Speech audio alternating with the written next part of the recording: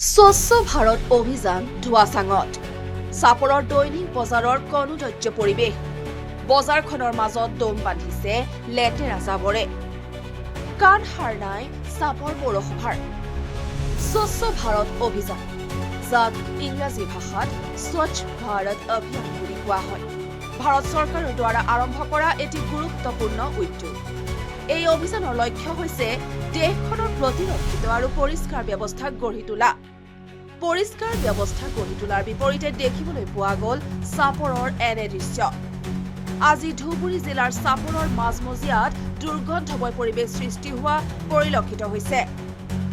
দুৰ্গন্ধৰ ফলত সাধাৰণ ৰাইজে চলাচল কৰাত অসুবিধাৰ সন্মুখীন হৈছে স্বচ্ছ ভাৰত অভিযান ইয়াৰ মূল উদ্দেশ্য হৈছে ভাৰতৰ সকলো প্ৰান্তৰ মানুহৰ মাজত পোৱা অশুদ্ধতা আৰু পৰিৱেশৰ দোষৰ বিষয়ে জনসাধাৰণৰ সচেতনতা বৃদ্ধি কৰা